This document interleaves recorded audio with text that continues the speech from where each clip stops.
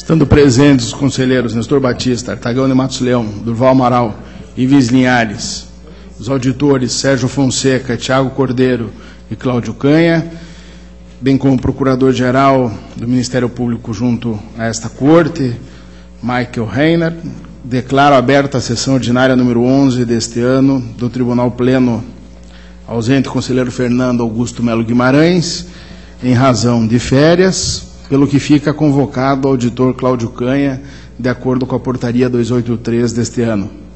Convoco também o auditor Tiago Barbosa Cordeiro para a composição do quórum de julgamento, também conforme portaria já editada. Coloco a ata da sessão anterior, número 10, do dia 19 de março, para homologação. Em discussão, está homologada. Concedo a oportunidade para as comunicações previstas no regimento e também inclusão em pauta de processos do artigo 429. Com a palavra, conselheiro Ives Linhares. Senhor presidente, para fazer a devolução ao conselheiro Nestor Batista do relatório da auditoria 62437313. Muito obrigado. Isso. Conselheiro Nestor Batista. Se Vossa Excelência permite, para consultar ao conselheiro Ivens se haverá alguma proposta de alteração de voto que não acompanha a minha fundamentação inicial.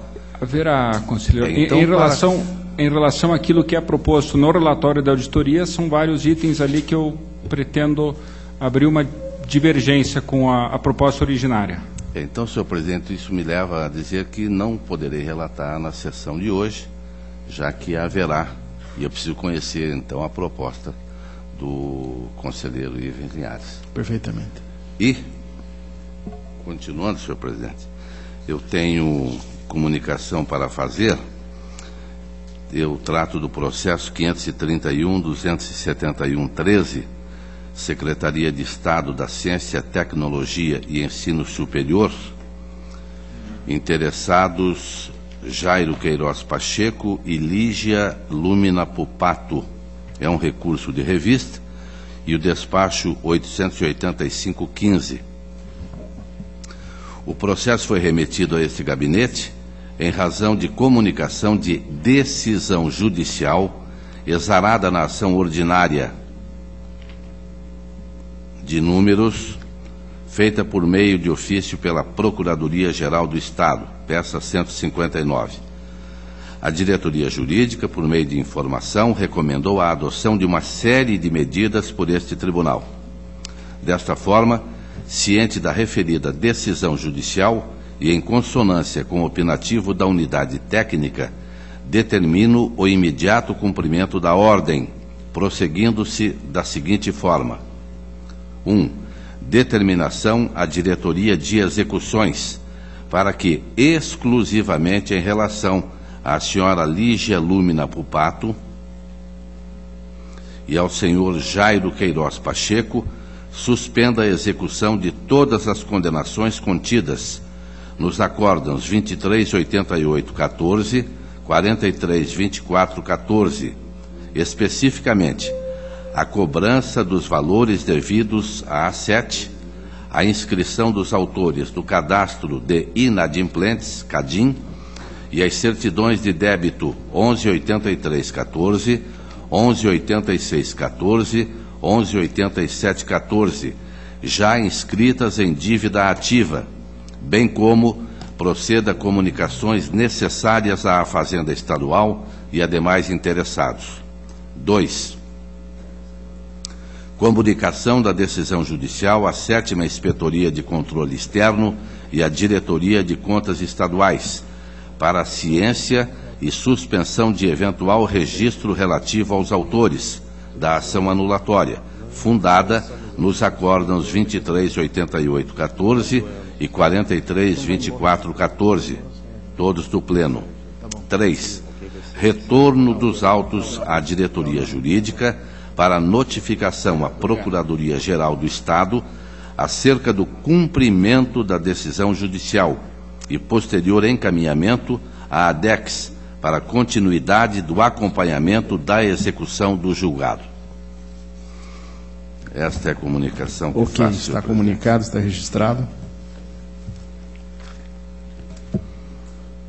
Não havendo mais quem queira fazer comunicações, trago ao conhecimento do plenário, protocolado sob número 90-189/15, por meio do qual o Ministério Público, junto a esta Corte e o Ministério Público do Estado do Paraná, solicita a instauração de incidente processual de pré-julgado para a fixação de referências em relação à aplicabilidade geral e vinculante para a administração estadual e dos municípios, do artigo 37, inciso 5º da Constituição, que versa sobre funções de confiança e cargos em comissão. Ante a relevância do tema que vem à discussão, esta Corte rotineiramente se depara com temas iguais a este, e tendo em vista a competência do Procurador-Geral do Ministério Público de Contas para suscitar a discussão, o tema, a matéria, consoante disposto no artigo 410 do Regimento Interno, comunico a este Pleno a instauração de incidente de pré-julgado, designando como relator do feito o conselheiro Fernando Augusto Melo Guimarães, nos termos do parágrafo 1º do dispositivo regimental já citado. Solicito também a inclusão na pauta de hoje do processo que trago em mesa, protocolo 21.1770, que é processo de convênio do Sindicato dos Auditores Fiscais da Receita do Estado do Paraná.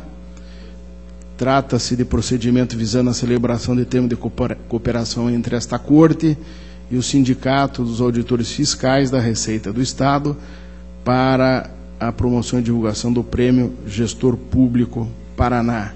Participação do Tribunal de Contas dar-se-á na condição de entidade apoiadora do evento, tendo como competência, dentre outras, motivação da inscrição de projetos pelas prefeituras e câmaras e entidades municipais e a promoção e divulgação do prêmio.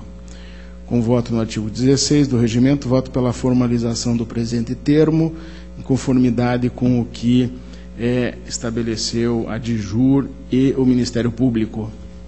Está em discussão, está aprovado. Deixo a palavra livre. Concedo a palavra, então, ao conselheiro Nestor Batista.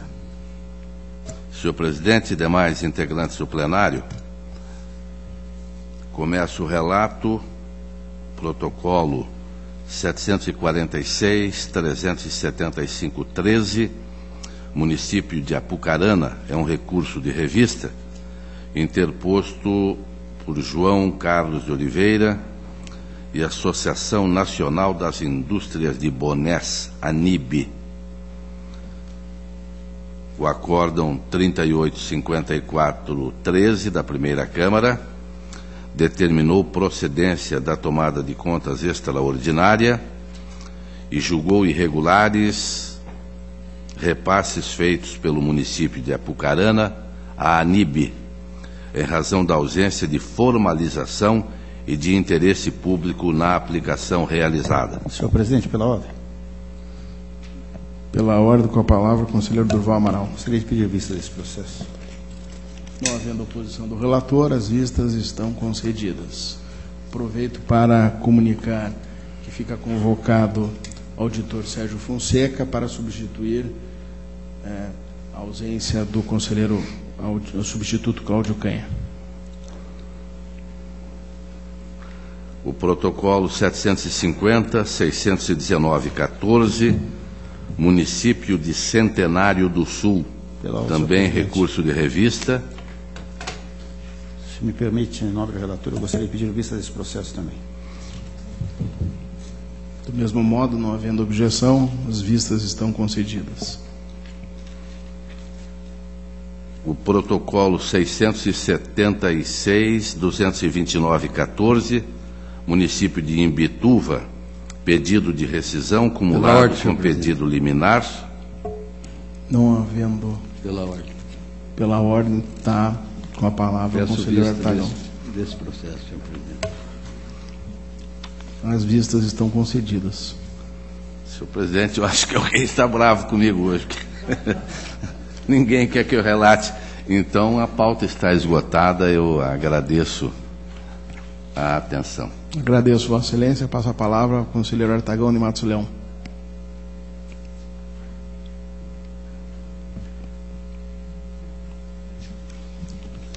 Senhor presidente, demais integrantes do plenário, relato recurso de revista, protocolo 390-0614,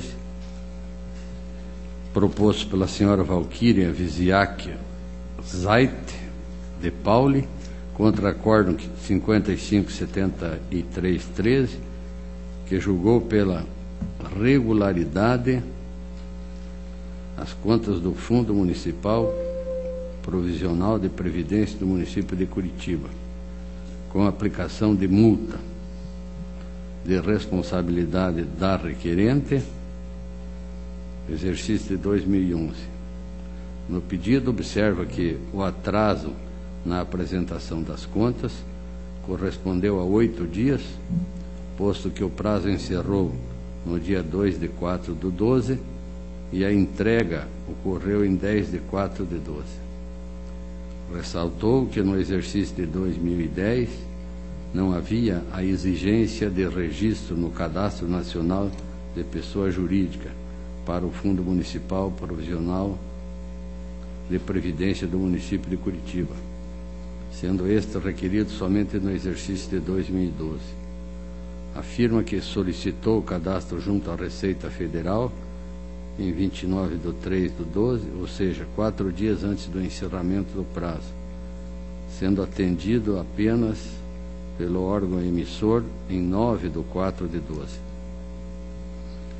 Ressalta ter agido de forma tempestiva para obtê-lo e o atraso ocorreu devido a atos de terceiros, no caso a Receita Federal, não havendo nexo causal entre o ato da gestora do fundo e o atraso da remessa.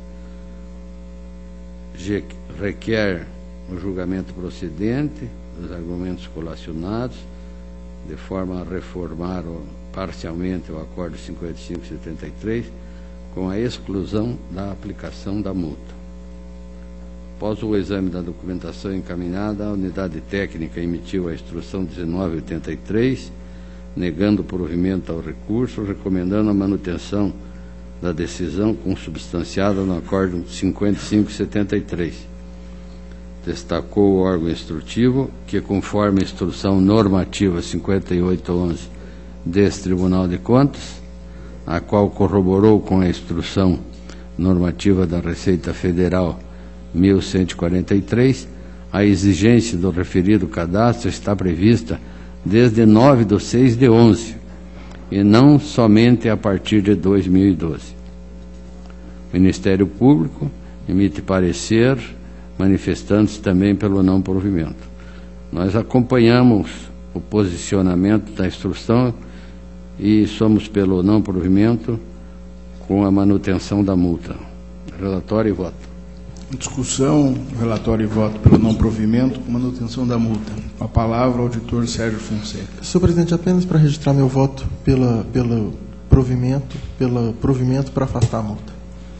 Registrando, então, seu voto divergente pelo provimento, declaro aprovado o voto do relator por 5-1.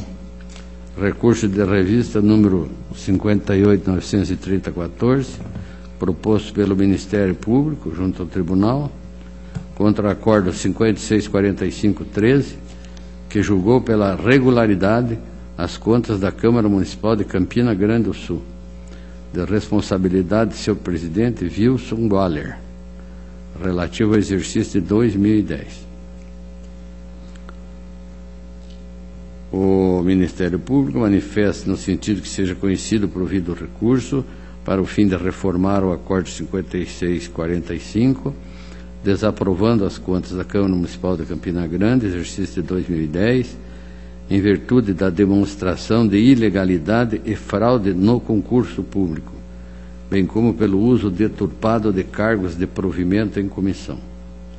destacou que resultam equivocadas as premissas alegadas na decisão recorrida, no sentido de não considerar na análise das contas anuais do município a irregularidade do concurso público realizado em 2010, que, muito embora tramite em ação própria, mas deveria constar na definição de escopo da análise da unidade instrutiva, uma vez que o fato não pode mitigar a competência fiscalizatória desse tribunal.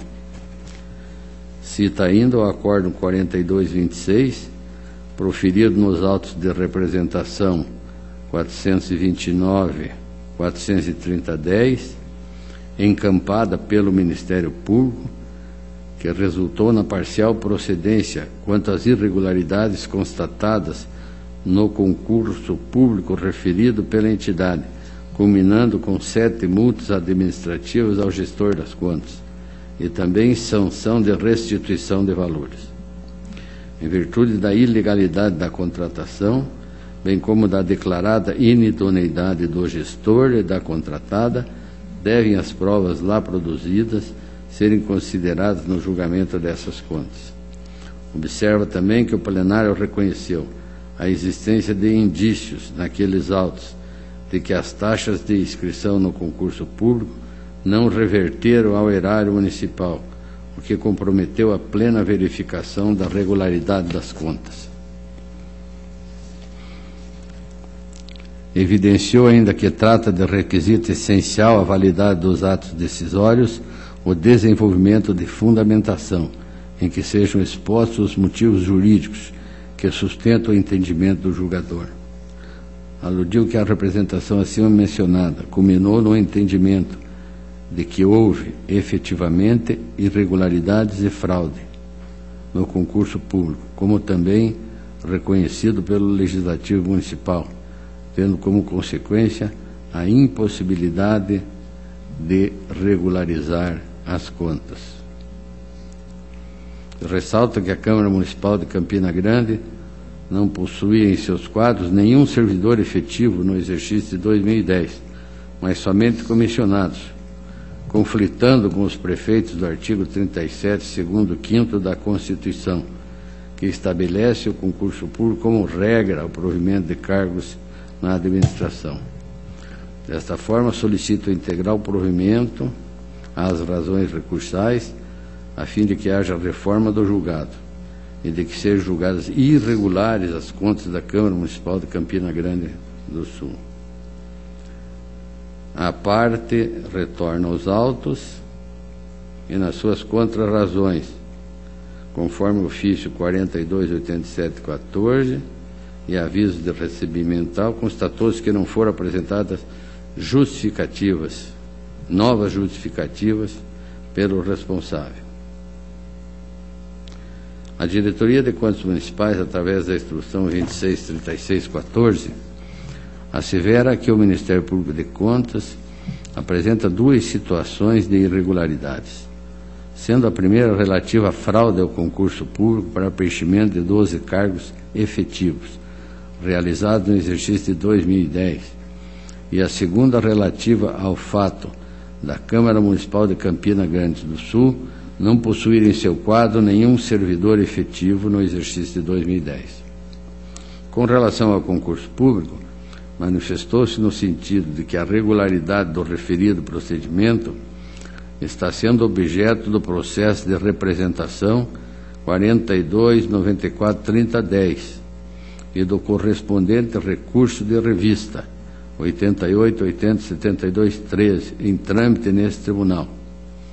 Portanto, para evitar o bis in idem, deve o presente item ser analisado exclusivamente no processo de representação, instaurado exclusivamente para tal finalidade.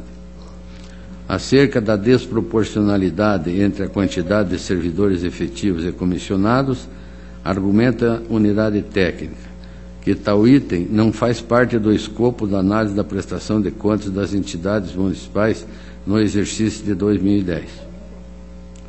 E a fim de garantir tratamento equânime e uniforme aos agentes ordenadores sujeitos às prestações de contas anual, a análise instrutiva deve se ater aos pontos definidos no escopo. Ministério Público é pelo conhecimento integral do recurso. Nosso voto. Quanto ao concurso público, acompanho o posicionamento da Diretoria de Contas Municipais, pois conforme o processo de representação 42.94.30.10 e do correspondente recurso de revista, o item deve ser analisado exclusivamente no processo de representação instaurado para tal finalidade. Da mesma forma, a desproporcionalidade entre a quantidade de servidores efetivos e comissionados não fez parte do escopo da análise de prestação de contas anual do exercício de 2010. E assim, para o fim de garantir tratamento uniforme aos agentes ordenadores sujeitos à prestação de contas, a análise instrutiva deve se restringir aos pontos previamente definidos. Destaca-se ainda que a solução à desproporcionalidade entre cargos efetivos e comissionados passa necessariamente pela realização do concurso que, no exercício, aguardava a decisão desse tribunal, conforme o parágrafo anterior. Desse modo, acolhendo a manifestação da unidade técnica, voto pelo improvimento do recurso, mantendo integralmente o acordo 5645-13. Relatório e voto. Está em discussão o relatório e o voto. Senhor presidente. Conselheiro substituto Tiago Cordeiro. Senhor presidente, eu vou pedir licença ao relator para divergir. Se esse gestor, como já foi inicialmente julgado em representação, provocou essa fraude em concurso público, se não havia naquele exercício nenhum cargo efetivo, pelo que eu entendi, na Câmara Municipal. Eu entendo que, estando em recurso de revista a representação, o mais adequado seria o sobrestamento desse processo, até porque, se é uma representação, as contas não vão ser julgadas, houve imputação de devolução, e eu entendo que as contas do gestor devam ser avaliadas levando em conta esses fatos que foram relatados. A questão da limitação do escopo do processo em vários casos, eu quero crer que na maioria dos casos já foi superada. Se há o devido processo legal, isso não constitui óbice para que outros fatos sejam levados em conta. Então, inicialmente eu proporia o sobrestamento do feito até o julgamento do recurso de revista a respeito da representação, e caso não acatado, eu já iria pelo provimento do recurso para que as contas desse gestor, para que as contas sejam julgadas irregulares, não é um parecer prévio. Registrando voto divergente, mas parece que o conselheiro substituto, ou melhor, o conselheiro Nestor Batista quer discutir. Não, senhor presidente, eu também tenho essa preocupação. Já na semana passada, não era bem uma matéria semelhante, mas já há muito tempo eu tenho discordado dessa história de não estar no escopo. De repente, por uma desatenção até nossa, nós aprovamos uma proposta que não consta que temos que analisar com profundidade licitação, por exemplo, ou concurso público. Não está no escopo, mas o escopo está violentando a lei, não é violando, não é violentando a lei. Então, com o devido respeito ao conselheiro Marcos Leão, mas eu já tenho esse posicionamento, na segunda Câmara tenho discutido seguidamente, eu vou ser pelo provimento do recurso para que seja irregular e que nós mantenhamos, então, o estudo da representação. O que me preocupa muito, conselheiro Matos Leão, é este problema do escopo. Já ouvi em diversas oportunidades a diretoria dizer, não estava no escopo, não analisamos. E, de repente, era a parte principal que deveria ser analisada e discutida, a parte de licitação. é onde ocorrem quase todos os problemas na administração pública, nos municípios, no Estado. Por quê? Ali é que se envolve, do valor da compra de caneta até de construção de ponte, de viaduto, de estradas, etc. Então, por isso eu vou acompanhar a proposta do auditor Tiago Barbosa Cordeiro. Senhor presidente, pela ordem, até para abreviar, essa matéria polêmica, eu essa semana até relatei na Câmara um processo em que eu segui a linha do conselheiro Artagão. Então, para abreviar a discussão, eu vou solicitar vistas, até para me inteirar melhor. Vossa Excelência solicita a vista. Senhor presidente. Eu perguntaria, eu já havia pedido a palavra anteriormente. Eu faço apenas um breve comentário, só para reforçar o que o conselheiro Nestor e o conselheiro Ivens acabam de dizer.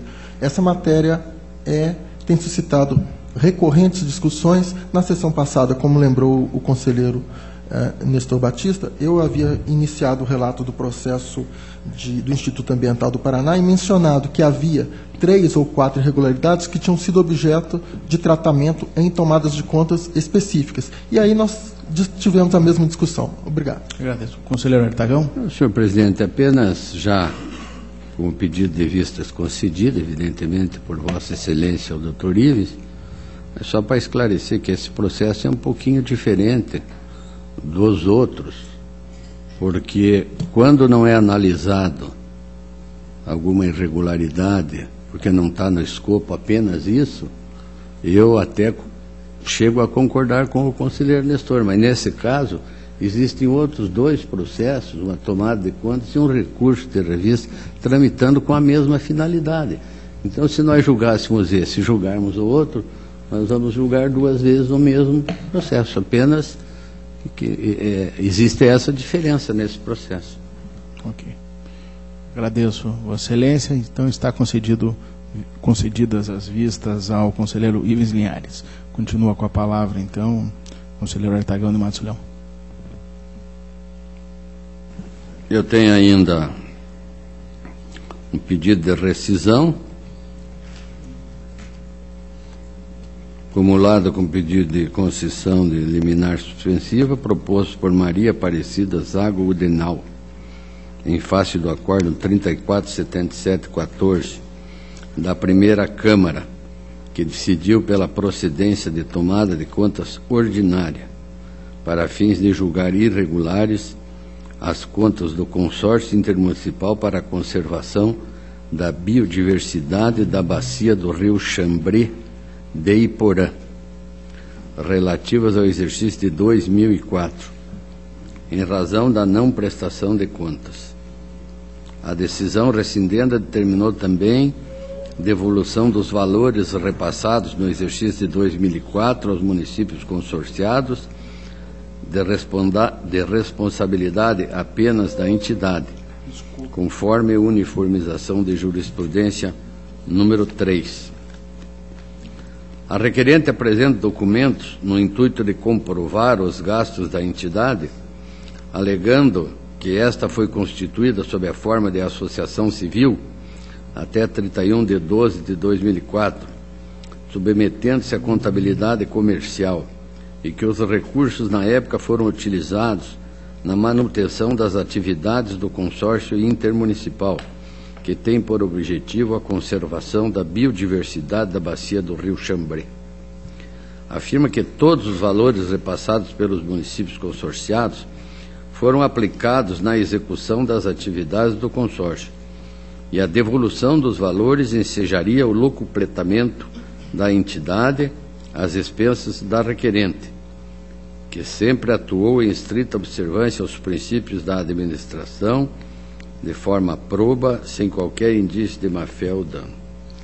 Por fim, pede pela concessão de efeito suspensivo ao pedido de rescisão, e no mérito que seja julgado procedente, para fins de que as contas sejam julgadas regulares. A Diretoria de Contas Municipais, através da instrução 3393, observa que a autora juntou provas e documentos que permitem a formação de convencimento pela inexistência de lesão ao erário, mas tão somente o ato omissivo passivo de aplicação de multa. Considerando-se, contudo, que as contas em análise referem ao exercício de 2004, é juridicamente impossível aplicar retroativamente as sanções contidas na nossa lei complementar de 2005. Aduz não haver na prestação de contas juntada aos autos qualquer evidência de malversação dos recursos recebidos dos municípios que compõem o consórcio e que, diante da evidência, a partir das demonstrações contábeis e demais documentos apresentados, de que os valores repassados ao consórcio foram aplicados em prol da entidade, deve ser excluída a condenação à devolução de recursos. Por fim, opina pelo conhecimento, provimento da ação, a fim de rescindir o acórdão 3477 da primeira Câmara. Ministério Público assevera que a requerente foi citada no endereço que consta no cadastro deste tribunal, o qual deve ser mantido atualizado pelos ex-gestores do dinheiro público. É que ela coloca uma dúvida que durante um tempo ela estaria morando em Curitiba e que a citação foi mandada para Iporã. Por fim, diante da inexistência de comprovação de que a documentação posteriormente anexada não estava acessível a ex-presidente do consórcio no prazo que lhe foi ofertado para a representação de defesa, opina no mérito pela improcedência. O voto.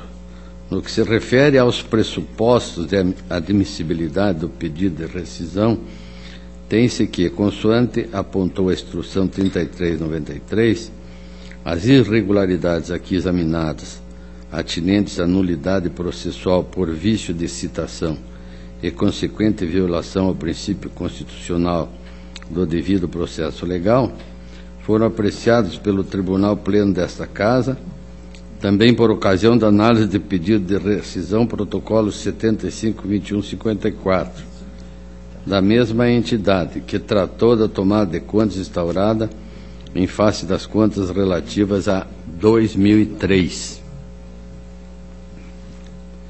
Essa que nós estamos examinando é 2004. Naquela ocasião, o Ministério Público sustentou posicionamento idêntico ao defendido nos presentes autos. Consoante se depreende do Acordo 7012-14, compreendeu-se que, desde 2006, a peticionária coordena o movimento Nós Podemos Paraná, no SESI, de modo que, aspas, pode ser encontrada na Avenida Comendador Franco, 1341, Curitiba, e por meio do telefone que cita nos autos, o que nos leva a crer que tenha fixado residência em Curitiba, fecha aspas.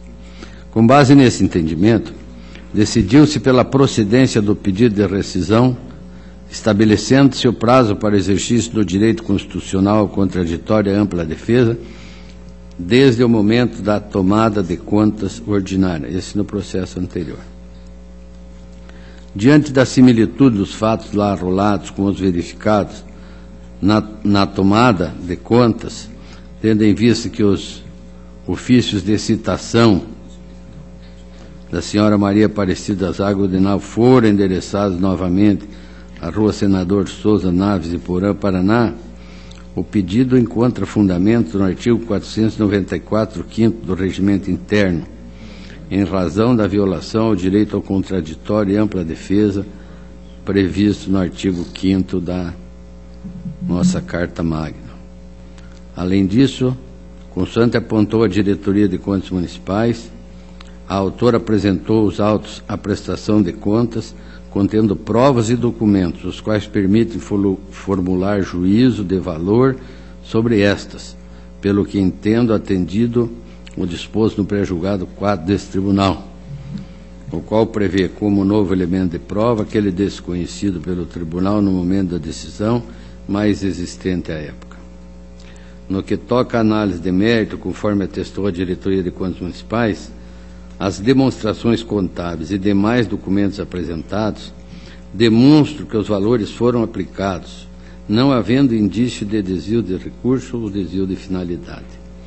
Consoante apontou a unidade técnica em análise realizada a partir das folhas 3, peça número 20, foi juntado aos autos o relatório de atividades do exercício de 2004, comprovando a realização de inúmeras atividades relevantes e de interesse comum para os consorciados.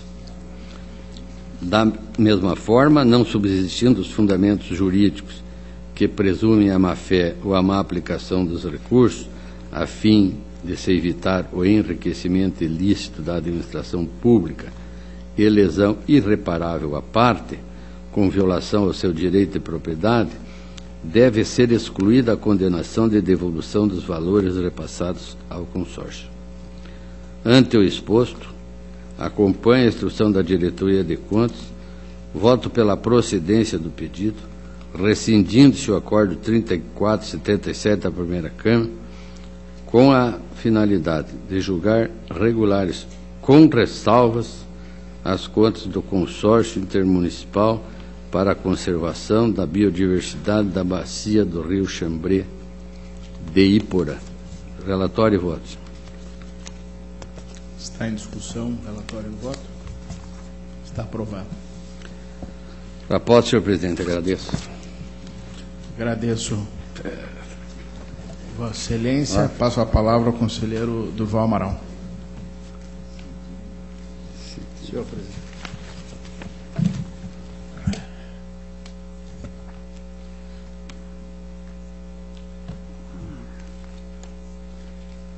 Senhor presidente, senhor procurador, senhores conselheiros, conselheiros substitutos, essa é a minha pauta. Pela Corregedoria, tenho aqui o relatório consolidado das atividades do primeiro bimestre de 2015, que até por brevidade e por se tratar de um relatório com dezenas de páginas, encaminhei a todos os gabinetes dos senhores conselheiros, dos senhores auditores, dos membros do Ministério Público. Tenho também um relatório geral, sintetizando o que foi encaminhado aos membros dessa Corte. Em relação aos conselheiros, nós tivemos distribuídos nesse período, primeiro bimestre, 1.824 processos, votos proferidos em sessão no Pleno 93, na Câmara 347, decisões definitivas monocráticas 521, pedido de vista no Pleno 10, na Câmara 7, despachos processuais diversos assinados foram 1.841, processos sobre Estado 172 e processos conclusos em 27 de fevereiro 1.589. Igualmente, de forma bastante sintética e objetiva em relação aos auditores, também processos distribuídos no período foram 1.019, votos proferidos em sessão no Pleno 12, na Câmara 309, decisões definitivas monocráticas proferidas 205, pedido de vista no Pleno 17, na Câmara 9, despachos processuais diversos assinados 1.533, despachos processuais diversos assinados em substituição 10, processos sobre estados 89, processos conclusos em 27 de fevereiro de 2015, 971, e todos, como disse, o detalhamento dessas atividades foram devidamente encaminhados aos respectivos gabinetes. Também aproveito o ensejo para comunicar, cumprindo o disposto no artigo 436, parágrafo único, inciso 4 do Regimento Interno, o arquivamento dos seguintes processos em sede de juízo de admissibilidade, entre 19 de março de 15 e 26 de março de 2015.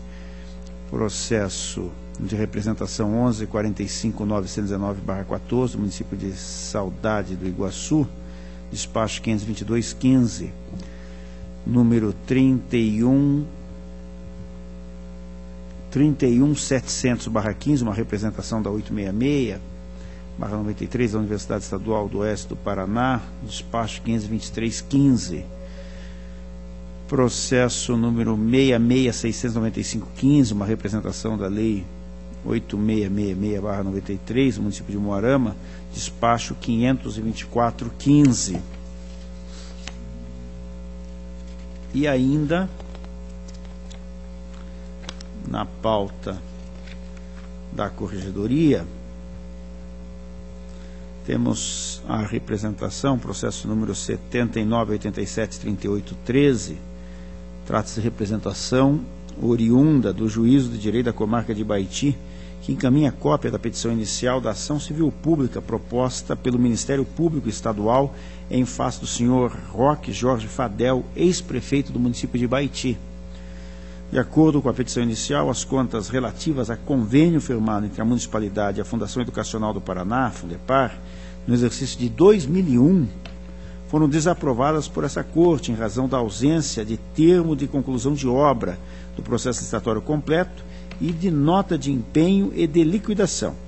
Em razão disso, argumenta o Ministério Público Estadual que foi determinado ao município que restituísse ao órgão repassador, no caso a Fundepar, o valor de R$ 7.500, devidamente corrigidos e atualizados monetariamente, o que foi feito pela municipalidade. Em face dessa situação, o órgão ministerial buscou o ressarcimento ao erário por meio da referida ação.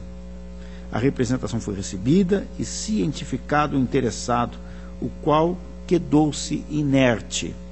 Apesar disso, a Diretoria de Contas Municipais destacou que os fatos comunicados dizem respeito ao apurado nos autos de prestação de contas de transferência, número 10303202, referente ao município de Baiti, que trata de convênio entre a Fundepar, no exercício 2001.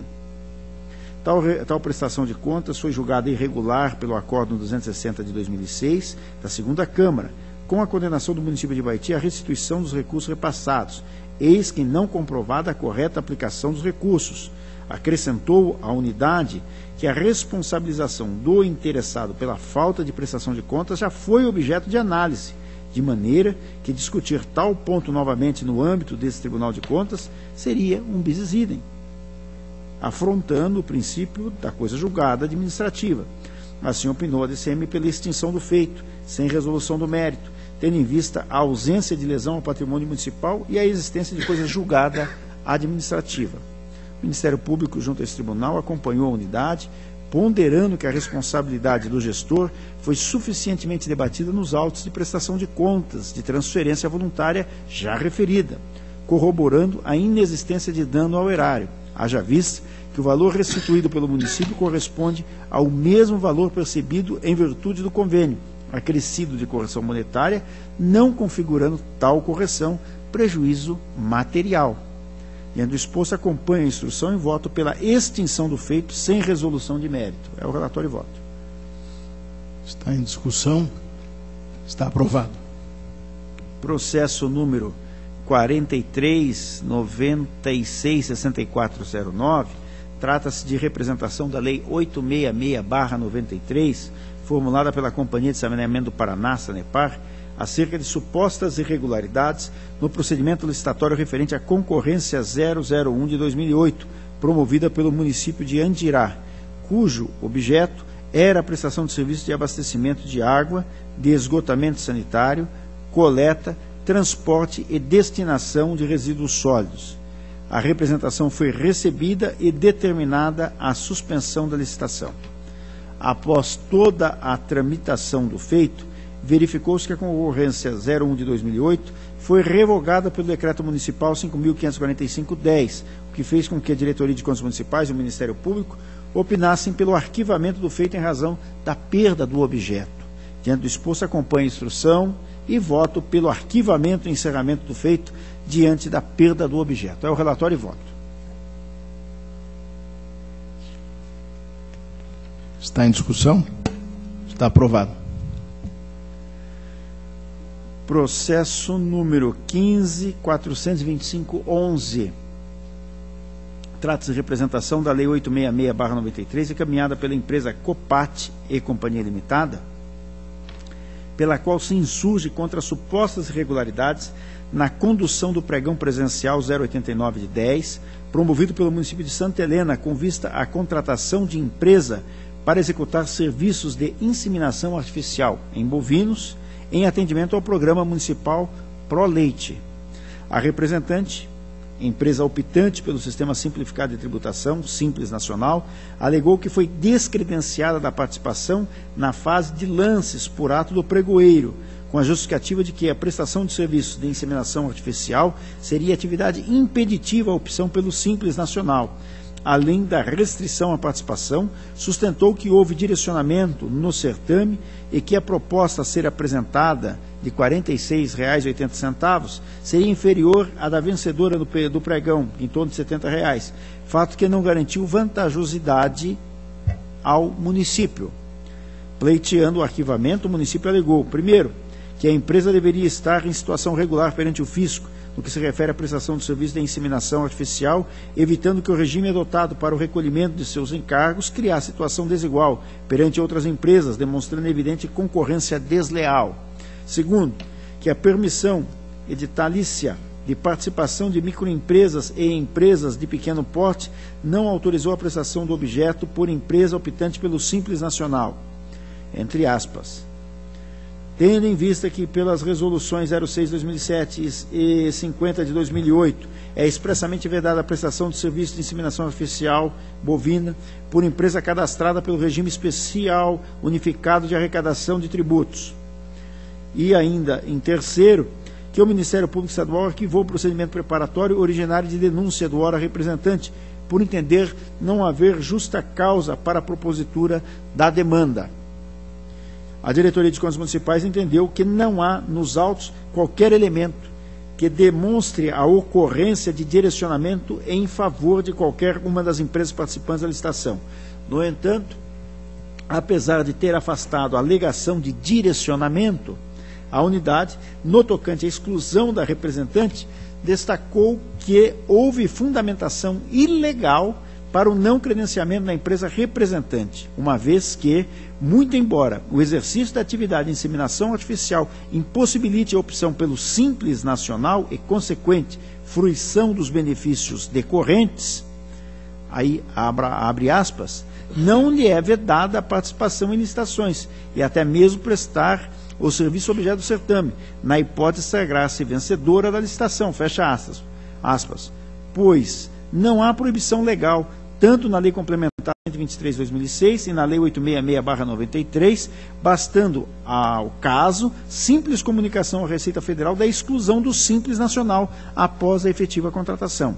Em face de tal irregularidade, opinou pela procedência da representação e pela aplicação de multa. Diante da indevida exclusão, a unidade considerou que houve um prejuízo ao erário, pois caso a empresa excluída tivesse ofertado sua proposta, o valor contratado seria menor, opinando pela aplicação de multa proporcional ao dano, no montante de 30% incidente sobre a diferença entre os valores pagos à contratada e os recursos que seriam pagos à representante. O Ministério Público, junto ao Tribunal de Contas, acompanhou a unidade técnica em face da exclusão indevida da empresa. No entanto, divergiu da aplicação de multa no percentual de 30% sobre o dano, pois não restou evidenciado o superfaturamento na licitação. Eis que a proposta de R$ 46,00 a ser apresentada pela hora representante está com valor bastante abaixo da média orçada, não havendo como se extrair do processado e das demais peças juntadas do processo a certeza de que o valor a ser proposto na fase de lances pela empresa representante seria exequível ou estaria de acordo com o mercado. Ademais, a empresa limitou-se a arguir o preço que ofertaria no certame, sem demonstrar a efetiva ocorrência de superfaturamento, vez que sequer juntou documentos que comprovem os preços médios de mercado ou demonstrou ser viável o preço que afirmou que seria oferecido. Portanto, razão assiste ao Ministério Público, eis que procedente a representação apenas no tocante à indevida exclusão da representante, eis que a regularidade fiscal perante o fisco não se confunde com enquadramento em regime diferenciado de tributação, não sendo esse impeditivo para a participação em licitações. Não há, na Lei 866/93 e na Lei Complementar 123 de 2006, qualquer dispositivo que obste a participação de optante do Simples em licitações, não se constituindo o enquadramento tributário da atividade fundamento para a desclassificação de proposta ou inabilitação de licitante. No entanto, rejeito a recomendação de multa proporcional ao dano no imposto de 30%, eis que a proposta vencedora estava aquém do preço máximo, o qual foi definido a partir do menor orçamento colhido na fase interna da licitação, e a representante não trouxe aos autos qualquer indício de que tais orçamentos estavam acima dos praticados no mercado. Ademais, a alegação da representante de que apresentaria a proposta no valor de R$ 46,80 é mera suposição. Não consta dos autos e nem mesmo houve demonstração de sua execuibilidade. Diante de todo o exposto, voto pela procedência parcial da presente representação, em face da senhora Rita Maria Schmidt, prefeita do município de Santa Helena, e ao senhor Ayrton Luiz Oberger, pregoeiro responsável, em razão da exclusão indevida da representante da licitação, aplicando multa a cada um dos responsáveis. É o relatório e voto. Está em discussão o relatório e o voto? Está aprovado.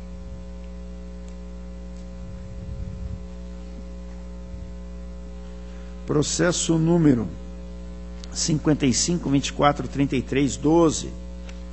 Trata-se de representação da Lei 866/93, formulada por Fernanda Regina da Silva, vereadora, que versa sobre supostas irregularidades no pregão presencial número 72 de 2011, promovido pelo município de Mandaguaçu, com vistas ao registro de preços para aquisição de cestas básicas, a serem entregues a uma parcela dos servidores, em razão da Lei Municipal 1746 de 2011, a qual instituiu o Programa Alimentação Suplementar dos Servidores Públicos do município. Afirma que houve uma série de reclamações por parte dos trabalhadores beneficiados acerca da péssima qualidade dos produtos recebidos nas cestas básicas, muitas vezes estragados, vencidos ou com prazo de validade muito próximo do vencimento. Ademais, alega ter sido informada sobre a ocorrência de eventual intervenção de alguns agentes públicos na referida licitação, visando a vitória de determinados concorrentes, bem como sobre a existência de empresas cadastradas em nome de laranjas, entre aspas, e sobre a suposta combinação de valores antes da abertura das propostas. Em defesa, os interessados alegaram que, 1. A licitação já foi encerrada e o seu objeto adjudicado em 10 de outubro de 2011. 2. As denúncias somente foram realizadas pela vereadora quase um ano depois, durante a campanha eleitoral para as eleições municipais, com motivação estritamente política. 3. Não foi trazido qualquer elemento de prova acerca das impropriedades aventadas. 4. Quando na entrega das cestas, não foram apresentadas quaisquer reclamações ou denúncias similares às ventiladas na representação. 5. O preço conseguido de R$ 45,99 por cesta básica foi vantajoso, aproximadamente 15% abaixo do cotado na fase interna da licitação. E 6. As cestas básicas foram efetivamente entregues pela empresa vencedora. E, o 7º item, houve verdadeira disputa entre as 3 empresas na fase de lances. A Diretoria de Contas Municipais opinou pela improcedência, pois inexiste justa causa para seu provimento, pois não há demonstração de indícios de autoria e materialidade das ilegalidades apontadas. B.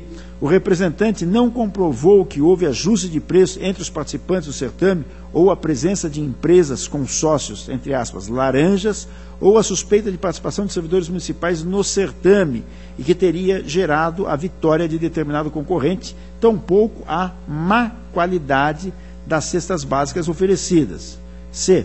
Não se observou marco ao princípio da competitividade, tendo 6 licitantes participado ativamente do certame, com uma boa fase de lances orais que resultaram em uma economia de R$ 25.952,20, ou seja, 14,83% em relação ao preço máximo fixado no edital. E D, não se verificou vícios ou ilegalidades nos atos e decisões do pregoeiro, de sua equipe de apoio, do advogado do município ou dos demais representantes, e as decisões estão adequadamente fundamentadas conforme documentação constante dos autos. Fecha aspas. O Ministério Público, junto ao Tribunal de Contas, acompanhou a unidade técnica, opinando pela improcedência da representação. Destate, consoante instrução, não restaram demonstradas as irregularidades noticiadas, o que faz com que meu voto seja pela improcedência da presente. É o relatório e voto. Discussão, voto, relatório e voto pela improcedência. Está aprovado.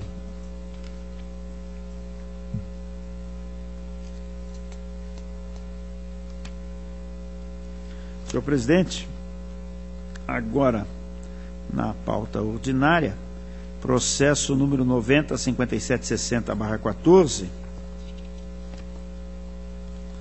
encerra os presentes autos, prestação de contas da execução orçamentária e financeira do Fundo Especial de Controle Externo deste Tribunal de Contas, referente ao mês de setembro de 2014. A Controladoria Interna desse tribunal conclui que os relatórios e demonstrativos contábeis representam adequadamente os fatos administrativos da execução orçamentária no mês em análise.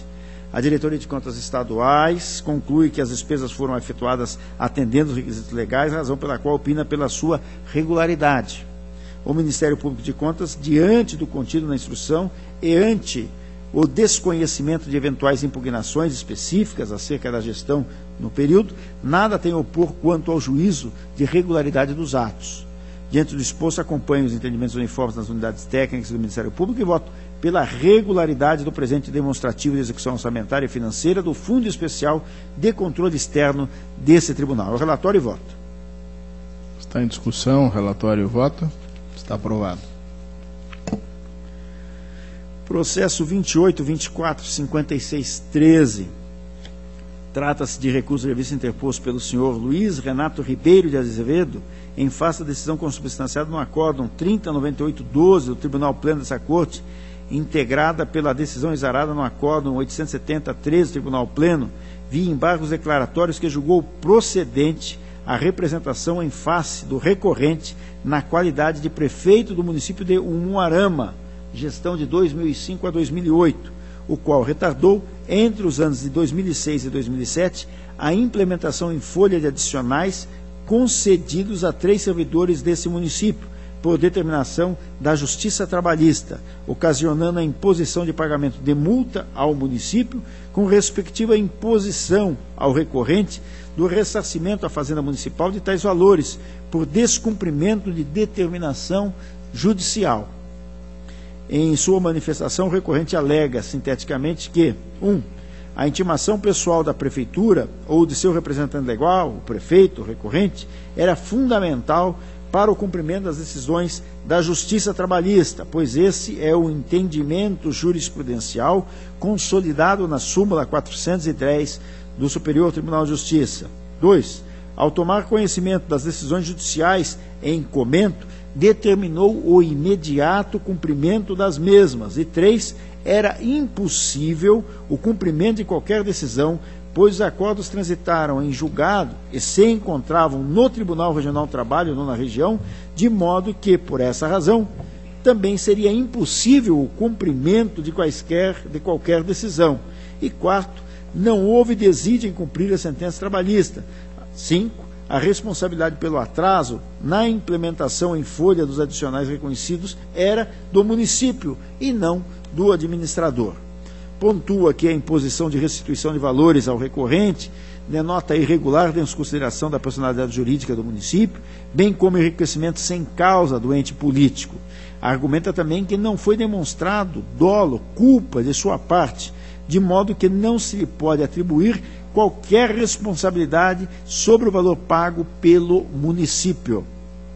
Instruído o feito, a diretoria jurídica opina pelo conhecimento e não reforma da decisão recorrida, por entender que o recorrente pouco inovou na matéria de direito, concluindo que a súmula 410 do Superior Tribunal de Justiça não tem aplicabilidade ao caso em apreço, por ser posterior aos fatos, E quanto à alegação de que caberia aos diretores da Prefeitura a implantação do adicional por tempo de serviço, pondera com base na teoria da administração, com base na teoria da responsabilidade objetiva do Estado, que o prefeito recorrente responsabiliza-se pela administração da Prefeitura, de modo que, em última análise, ele é o efetivo responsável por todos os atos praticados por seus subordinados. O Ministério Público corrobora integralmente a opinativa da unidade técnica, manifestando pelo não provimento do recurso.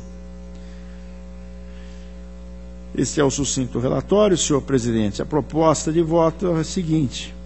Anoto, primeiramente, que o recorrente apresentou em sua peça recursal argumentos semelhantes aos já refutados pela decisão atacada, de relatoria do então corregedor Dr. Nestor Batista, aprovada por unanimidade pelo Pleno desta Casa.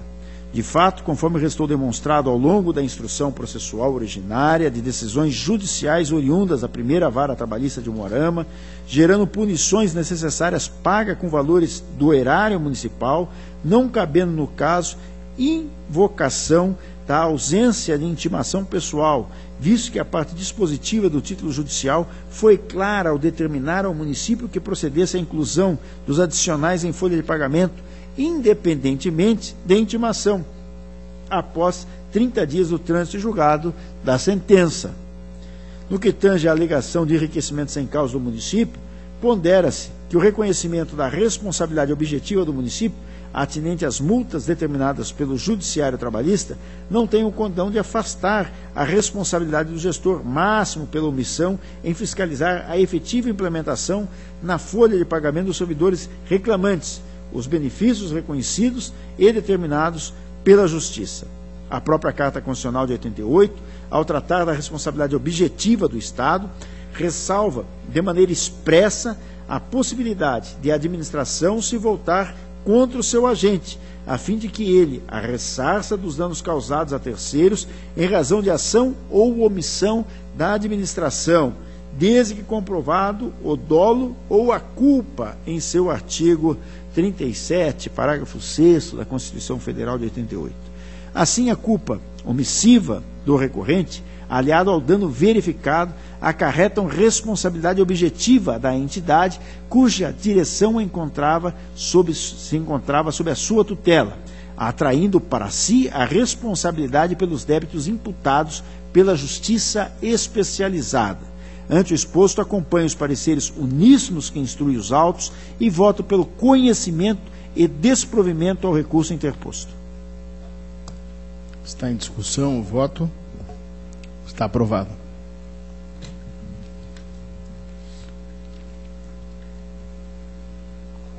Processo número 44.1870. Trata-se de recurso de revista interposto pelo senhor Pedro Claro de Oliveira Neto, prefeito do município de Santo Antônio da Platina, no exercício de 2008, em face do acordo de parecer prévio 160/14 da segunda Câmara, que recomendou a irregularidade das contas do recorrente em razão de diversas restrições. Analisando as razões apresentadas e os documentos trazidos aos autos, a Diretoria de Contas Municipais opinou pelo conhecimento e não provimento do recurso, uma vez que as justificativas não suprem as irregularidades constatadas em análises anteriores. O Ministério Público, junto ao Tribunal de Contas, corroborou o opinativo da unidade técnica. De fato, observo do conjunto probatório dos autos que o responsável, em sede recursal, apenas repisou os argumentos apresentados em contraditórios anteriores, novamente analisados pela unidade técnica, não havendo novos elementos capazes de reformar o acórdão recorrido. Observo que as restrições que ensejaram a desaprovação das contas, quais sejam: não comprovação dos ajustes realizados em conciliações bancárias. 2. Não comprovação dos saldos bancários. 3. Existência de saldos e recursos consignados em folha de pagamento entre diversos credores. 4. Falta de repasse dos valores consignados em folha de pagamento em favor do INSS ou do regime próprio de previdência social. E ainda o 5º, aplicação em saúde insuficiência frente ao percentual mínimo não é, foram detidamente analisados pela unidade técnica e reproduzidos no voto escrito desse relator. Dessa forma, diante do não afastamento das impropriedades que ensejaram a decisão pela desaprovação das contas, comungo integralmente com o entendimento da diretoria técnica do Ministério Público de Contas e voto pelo conhecimento do presente recurso revista para, no mérito, negar-lhe provimento, mantendo-se integralmente a decisão exarada no acórdão de parecer prévio 160 de 14 da segunda Câmara. Ao relatório e voto. Está em discussão? Está aprovado. Processo número 80.56.93.14.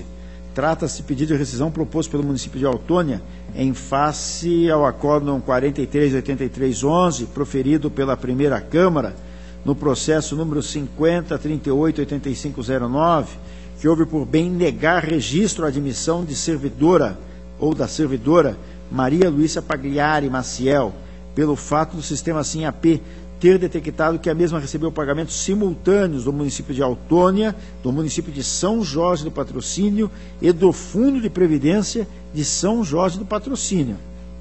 Sustenta o requerente o seu pedido em face do artigo 4942 do Regimento Interno do Tribunal de Contas, arguindo a superveniência de novos elementos e provas. No mérito, aduz que a servidora ingressou no município de São Jorge do Patrocínio no primeiro cargo de professor em 1998 e no segundo em 2007, sendo que no ano de 2009, devido a complicações em sua gravidez, a servidora foi afastada do serviço, tendo percebido auxílio-doença no período de 14 de abril de 2009 a 24 de abril de 2009. Esclarece que, em 13 de outubro de 2009, quando não mais recebia qualquer benefício previdenciário, a servidora se exonerou do segundo cargo ocupado no município de São Jorge do Patrocínio, não havendo irregularidade quando assumiu o cargo no município de Autônia. Informa que, equivocadamente, o município de São Jorge do Patrocínio, ao alimentar os dados no SIM-AP, informou que a servidora recebia aposentadoria, enquanto, na verdade, o benefício concedido se tratava de auxílio-doença. A Diretoria de Controle de Atos de Pessoal opinou pela procedência do pedido de rescisão para fins de conceder o registro da admissão da servidora Maria Lúcia Pagliari Maciel, uma vez que demonstrado nos autos que a servidora não acumulou ilegalmente 3 cargos de forma concomitante. O Ministério Público de Contas corroborou o entendimento da unidade técnica pelo conhecimento e procedência do pedido. De fato, antes os documentos trazidos aos autos e os pareceres uníssonos da unidade técnica do Ministério Público de Contas, mostra-se viável a rescisão do acordo atacado, posto que exarado com fundamento em premissa equivocada de que a servidora receberia proventos de aposentadoria de regime próprio municipal, concomitantemente com remuneração de outros 2 cargos públicos. Assim, voto pelo conhecimento do pedido rescisório e, no mérito, pela sua procedência, para que seja rescindido o acórdão número 438313, primeira Câmara, julgando-se legal a admissão da servidora Maria Lúcia Pagliari Maciel, concedendo-se o respectivo registro. É o relatório e voto. Está em discussão? Está aprovado.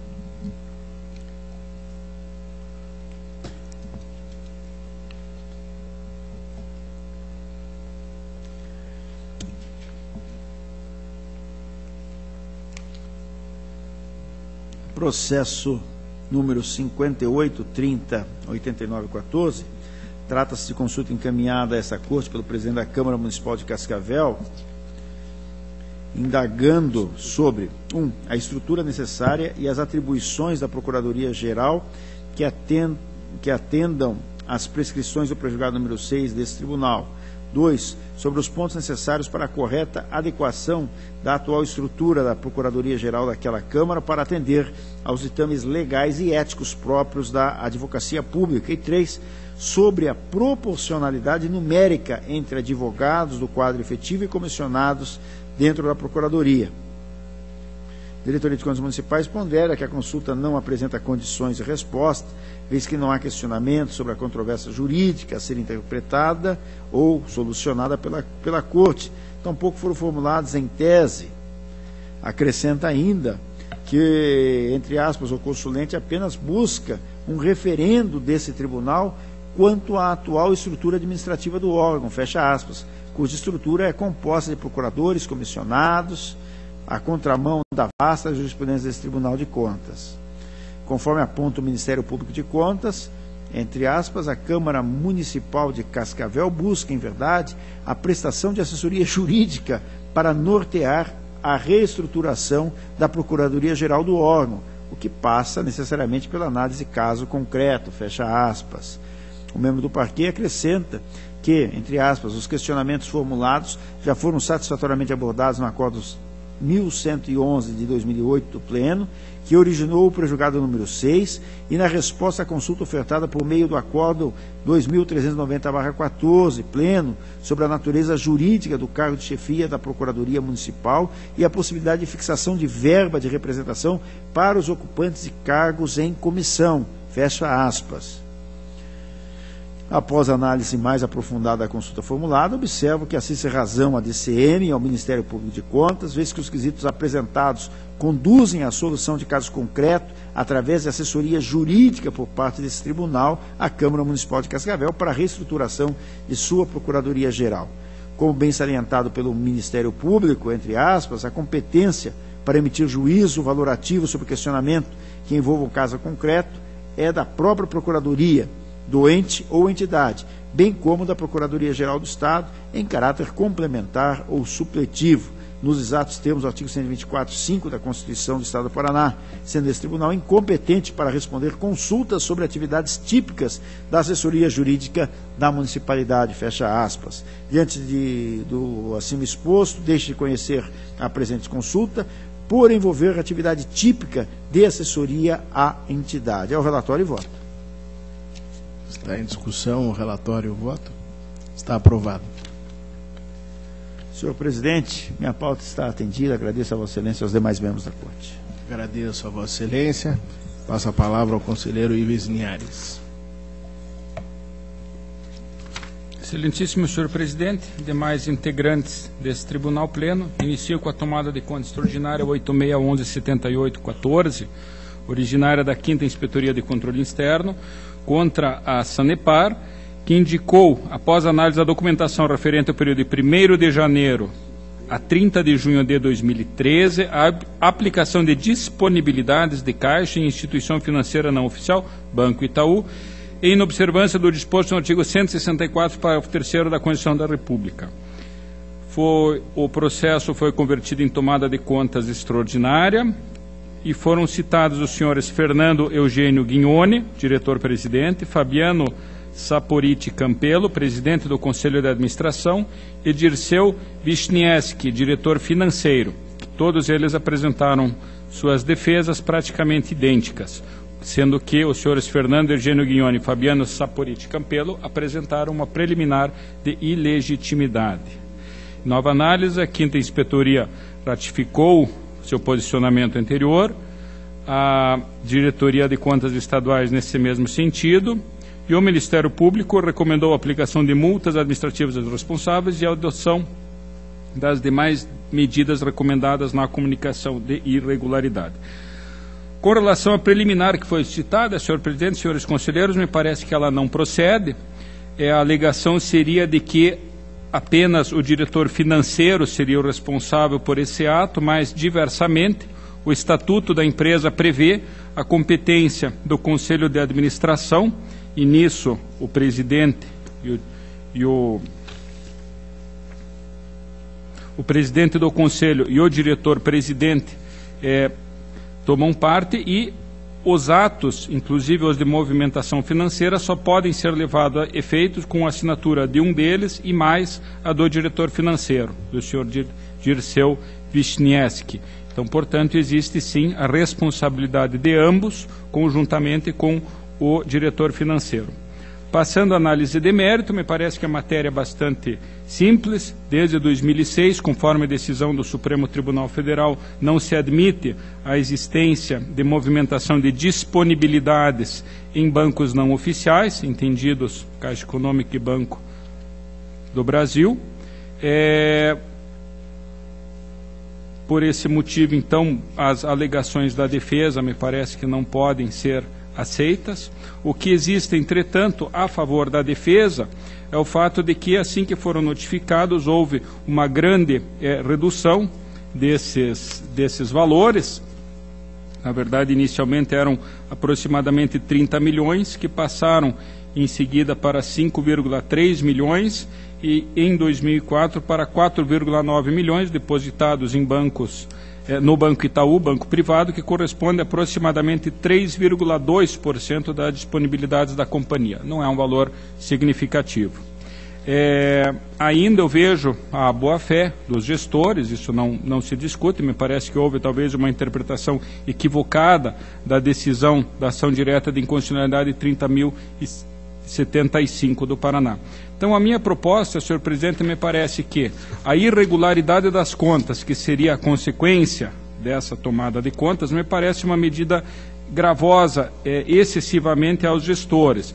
Então, eu vou propor, no meu voto, a conversão em ressalva desse item, mas, sim, a aplicação da multa do nosso artigo 87, inciso 4G, aos 3 gestores que foram incluídos no polo passivo desse processo, cada um deles, evidentemente, responsável pelo recolhimento de uma multa individual, e ainda eu consigno a determinação sugerida pela unidade técnica de que, no prazo de 30 dias, a companhia proceda ao remanejamento das disponibilidades de caixas aplicadas junto ao Banco Itaú para instituição financeira oficial. Então, o voto é pela regularidade com ressalva das contas. A ressalva diz respeito justamente a essa aplicação de disponibilidade de caixa em infração ao artigo 164, parágrafo 3º da Constituição Federal, aplicação da multa aos gestores e a determinação de correção dessa falha. É o voto, senhor presidente. Está em discussão o voto. Senhor presidente. Conselheiro substituto Tiago Cordeiro.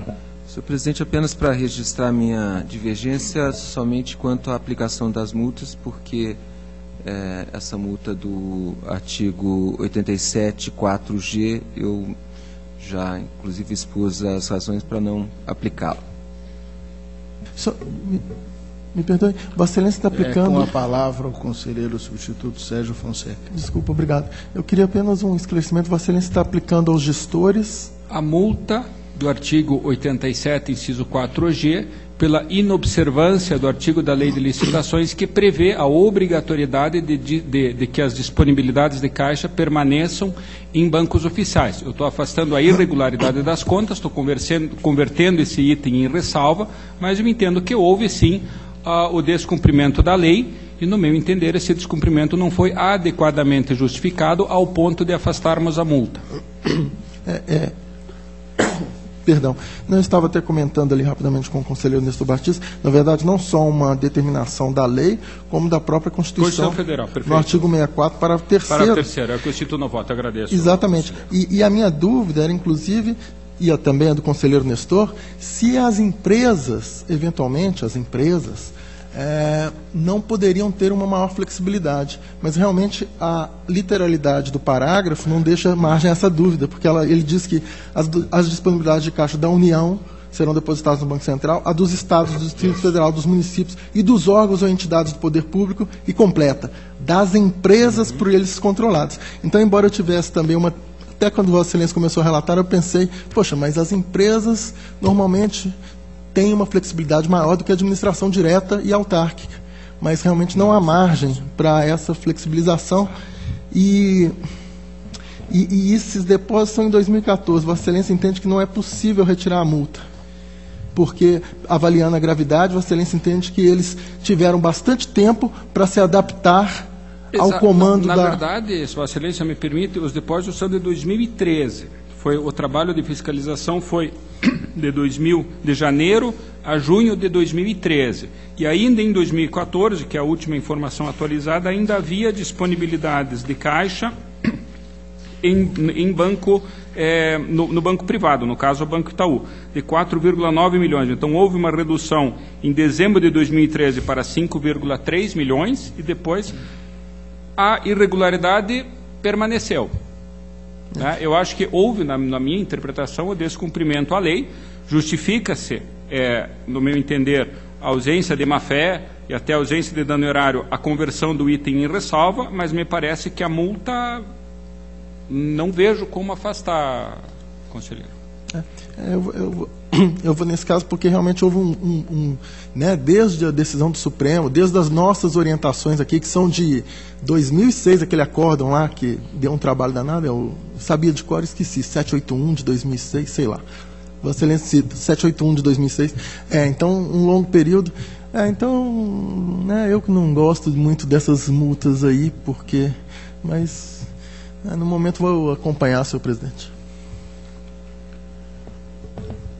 Continua em discussão. Está aprovado o voto do relator. Com a divergência pontual do conselheiro substituto Sérgio Fonseca. Não. Desculpe, Tiago Cordeiro. O conselheiro Sérgio Fonseca, apesar da intervenção, convergiu com o relator. Senhor presidente, o processo seguinte, 947-15314, é matéria semelhante, mas tem uma particularidade que eu gostaria de reexaminar, por isso eu solicito o adiamento. Está adiado na forma regimental. Tenho a seguir um processo com vista. O próximo é o recurso de revista 98163714. É um recurso da faculdade, aliás, do Ministério Público, contra uma decisão que, determinando o registro da admissão do senhor Adilson Anacleto, deixou de aplicar a multa pelo atraso no encaminhamento das informações. De CAP e MP são pelo provimento do recurso. A questão aqui é bastante singela, senhor presidente, eu nem vou entrar no mérito do cabimento, não da multa de boa-fé, mas o que me parece que nesse caso aqui não houve o atraso, porque a admissão do servidor que nós estamos tratando ocorreu no dia 22 de março de 2010. Os documentos foram enviados aqui ao tribunal no dia 19 de maio também de 2010. Então não deu os 60 dias. É que, na verdade, o equívoco é porque, originariamente, então de jur havia se baseado numa instrução que consignava o prazo de 30 dias para o encaminhamento dos autos. Mas o prazo correto, vigente ao tempo em que essa nomeação foi feita, é o de 60 dias, exatamente do artigo 3º da nossa instrução normativa 44/10. Então, por brevidade, senhor presidente, diante desses fatos, por não estar configurado o fato que originaria a multa, o meu voto é pelo improvimento do recurso. Discussão, o voto pelo improvimento. Está aprovado. O processo seguinte, 114-38-94-14, eu também, senhor presidente, eu solicito o adiamento. Está adiado. Na verdade, foram juntados documentos e eu quero ao menos ter conhecimento do que se trata nesse processo. O último processo da minha pauta é um recurso de agravo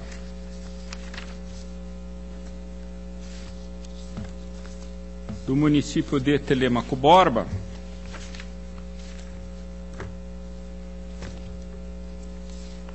em que, na verdade, senhor presidente, esse processo, o que ocorreu foi o seguinte: originariamente era um pedido de rescisão, em que por despacho monocrático foi indeferida a liminar. O processo original é uma prestação de contas municipal, em que 2 irregularidades foram apontadas.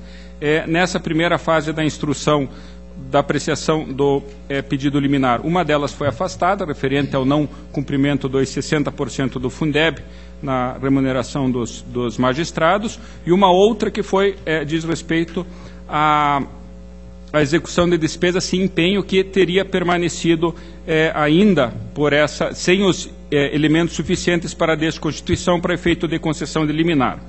Ocorre que, quando esse agravo estava em pauta, foram juntados novos documentos. Isso aconteceu exatamente nessa última terça-feira. E, numa análise superficial desses documentos, nós visualizamos a possibilidade de saneamento também dessa outra irregularidade. Então, me parece, senhor presidente, evidente que nós estamos numa situação em que o processo já está em pauta e que, em tese, não seria possível a sua retirada, exceto se comprovado um dos motivos regimentais. O que ocorre é que os motivos que justificariam essa ausência de empenhos foram apurados numa auditoria que está sendo concluída pelo município e que foram mandados já uns primeiros documentos que, no meu entender, como eu disse, poderiam sanear. Então, diante disso, essa explanação eu fiz para dizer que eu entendo que estaria presente um motivo para a retirada de pauta, justamente pela dificuldade do requerente ter acesso aos documentos antes, e que não haveria possibilidade de uma manifestação de imediato desse recurso, uma vez que o nosso artigo 495, letra A do nosso regimento interno, exige uma manifestação prévia, tanto da DCM, nesse caso, como do Ministério Público. Tudo isso, senhor presidente, eu coloquei para dizer que a minha proposta é de retirada de pauta, só que eu gostaria que já fosse consignada a possibilidade de conhecimento desses novos documentos e, não obstante, estar o processo em pauta, que isso não é realmente uma medida corriqueira, só que nesse caso específico, tendo em conta o pedido de liminar, a necessidade de conhecimento, me parece que mostra-se necessário. Então, eu trouxe essa questão preliminar para que isso não seja tratado posteriormente, não volte a ser tratado quando da nova análise do pedido liminar, porque seria inútil nós tirarmos de pauta se esses documentos não puderem ser analisados.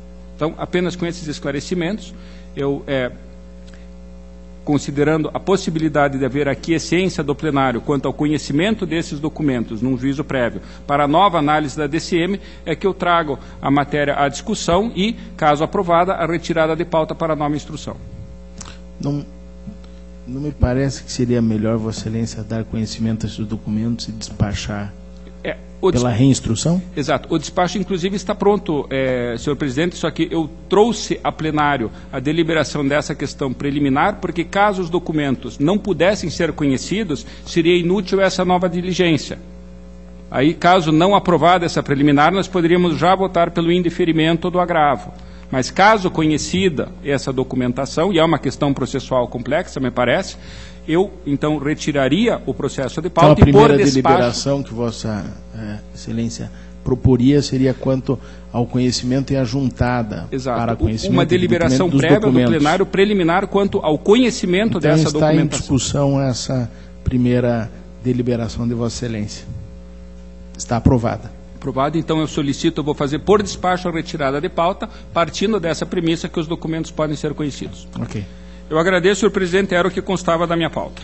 Esgotada a sua pauta, passo a palavra ao conselheiro substituto Sérgio Fonseca. Obrigado, senhor presidente. Senhores conselheiros, senhor procurador-geral, senhoras secretárias, senhores servidores, senhores da plateia, senhoras e senhores,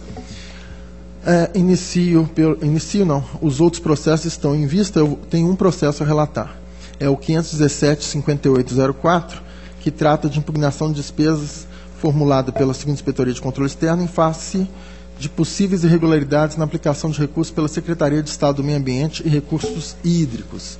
As falhas apontadas decorrem da aplicação de recursos financiados pelo Banco Internacional para Reconstrução e Desenvolvimento, BIRD, referente ao Programa Nacional do Meio Ambiente 2, PNMA 2, para aquisição de equipamentos de informática. No caso, considerando os montantes que estão envolvidos nesse tipo de acordo internacional, os valores da compra não são assim tão significativos, mas totalizam R$ 106.069,30. Digo isso tendo em conta a magnitude que normalmente esses acordos internacionais têm. Bem, em resumo, senhor presidente, eu tenho um relatório e voto de 11 páginas, em que deu trabalho à minha assessoria por umas questões fáticas, e eu agradeço ao doutor André Menezes e cumprimento. Mas, em suma, senhor presidente, o que se discute nos autos é, em primeiro lugar, a utilização da modalidade shopping na aquisição desses equipamentos. A modalidade é prevista nas normas do BIRD. Muito bem, isso já foi objeto de deliberação, inclusive, antiga desse tribunal. Eu cito aqui uma resolução ainda de 95, em que o tribunal entendeu que, sim, é possível, nos acordos internacionais, que seja utilizada a norma internacional. observando-se os princípios que regem a licitação de acordo com a legislação interna. O princípio da moralidade, da impessoalidade, da eficiência, quer dizer, os preços. Bem, nesse caso, a unidade técnica inicialmente apontou que não teria havido uma estimativa de preços. Diz também que teria havido um fracionamento das compras. Foram feitas compras em 1, 2, 3, 4 lotes.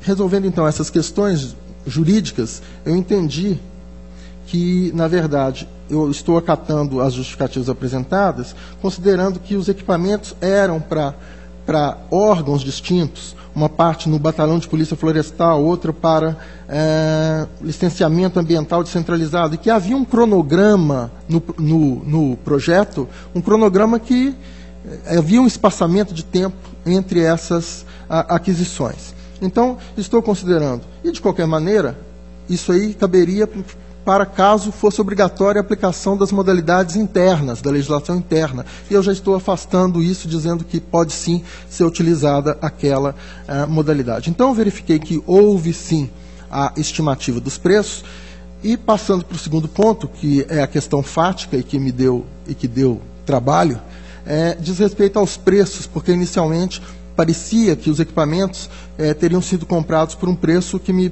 pareceu, de certa forma, elevado. Por exemplo, apenas exemplificando, um notebook por R$10 mil.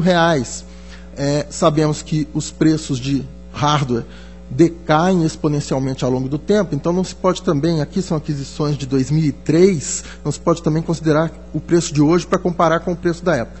Mas também, analisando todas as peças dos autos, constatamos que havia um equívoco inicial, e que os preços não foram esses. Por exemplo, o notebook foi comprado por R$ 6.899 e assim por diante. Por exemplo, 14 computadores por 4 computadores por 12 mil, ou seja, 2.660, ou seja, cada um por 3 mil. Ou seja, a minha preocupação era verificar se os preços seriam razoáveis, e num exame, digamos, a olho nu, me parece que são razoáveis.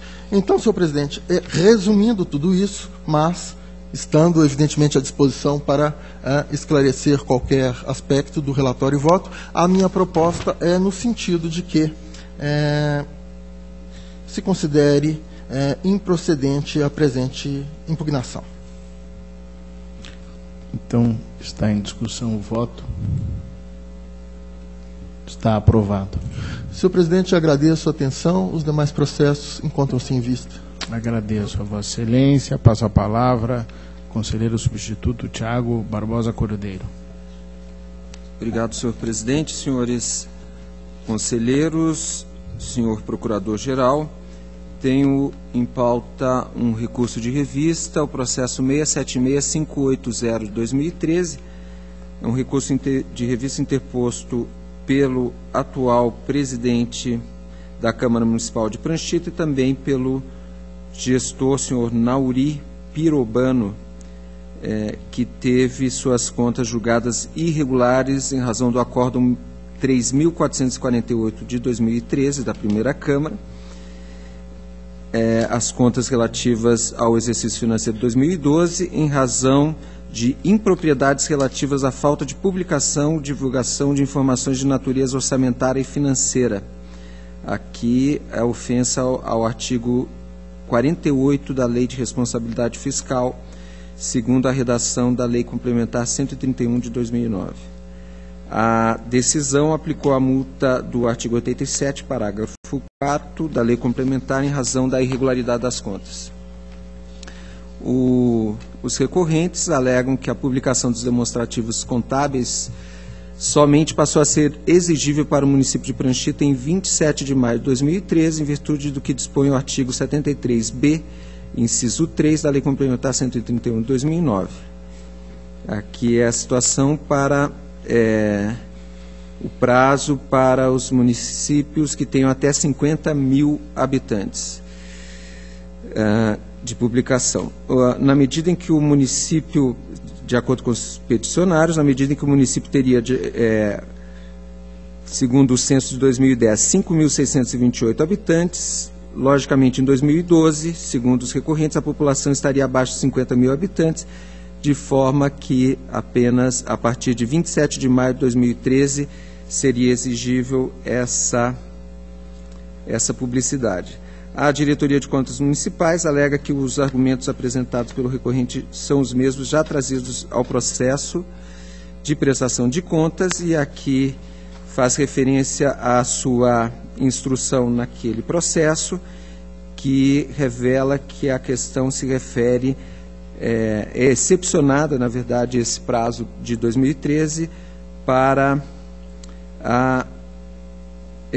o que diz o parágrafo 2º do artigo 18.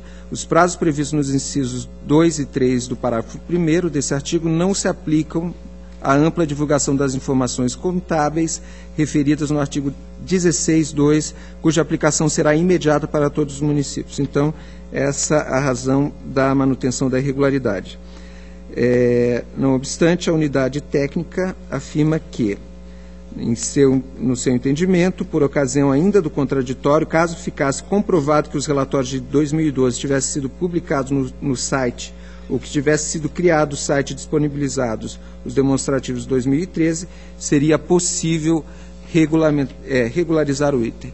Atesta que, em consulta ao site, pôde verificar que as informações de natureza orçamentária e financeira de 2013 e 2014 foram disponibilizadas. Dessa feita, entende que pode ser dado parcial provimento ao pedido, julgando regulares as contas do senhor Nauri Pirobano. No entanto, entende que a multa do artigo 87, parágrafo 4º da Lei Complementar deve ser mantida na medida em que o saneamento da irregularidade apontada no acórdão somente se deu na fase recursal. O Ministério Público de Contas acompanha esse entendimento, e meu voto é no sentido do conhecimento e provimento do recurso, provimento parcial, porque entendo que esse item deva ser ressalvado, mas com o afastamento da multa, contrariando esses opinativos, porque essa multa, uma vez descaracterizada a irregularidade das contas, não é aplicável. Então, a proposta é conhecimento e provimento parcial, regularidade com ressalva. Discussão, seu voto pelo conhecimento e provimento parcial, significa regularidade com ressalva. Está aprovado. Senhor presidente, o outro processo que tem em pauta está com vistas, e então não tenho nada mais a relatar. Agradeço a Vossa Excelência, deixo a palavra livre. Não havendo quem queira fazer uso da palavra, eu encerro a sessão, marcando a próxima para o dia 2 de abril, excepcionalmente no horário de 10 horas da manhã. Agradeço, levanta-se a sessão.